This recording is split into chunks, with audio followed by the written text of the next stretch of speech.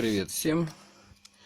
Сегодня я хочу такой сделать маленький обзорчик. Разница, как висит подрамник, допустим, на новых сайлентблоках не полиуретановых. Допустим, вот как на вот этих прекрасных. Откуда берутся часто стуки еще по ходовой снизу. Особенно достаточно сильные. Чему это происходит? Потому что, как мы знаем, наш подрамник и рычаг, они висят. То есть вот так стоит внутри сайлентблок. Здесь резьба. Это задний сайлентблок подрамника. То есть сайлентблок, который стоит, вот мы видим, сейчас стоит полиуретан. Сейчас я покажу, как их смотреть. В коротеньком таком обзорчике, как обычно выглядит на полиуретане и уставшие сайлентблоки подрамника. Но стук у нас, скорее всего, берется вот где. Сейчас покажу.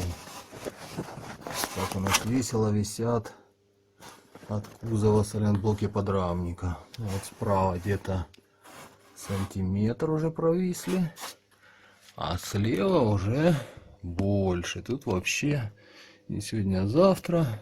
Ну, может, не сегодня, не завтра. Резинка еще пока держится, но скоро оно нафиг выпадет. Потому что кроме полиуретановых и оригинальных здесь ни хрена не ходит. Все это говно. Ну, как весело висит подрамник. У нас внизу такая вот херня. Подухи карабаса целые. Их тоже, если менять, то только на полиуретан. Вот, когда сайлентблоки подрамника хорошие, в данном случае полиуретанами, вот они еле-еле отходят от кузова. Что с одной стороны, что с другой. То есть там где-то миллиметра 3-4. Ну и тут же стоят полиуретановые подушки КПП. Вот так это выглядит, когда все хорошо. Я уже по полиуретану показывал. Ну вот, еще раз покажу брошюрку с контактами. Это не реклама, просто здесь заказы. Другого места я, к сожалению, не знаю, где это можно заказать. Ну, видите, пока не подводят. Как и верхние опоры у них же, как и задние сайлентблоки из полиуретана.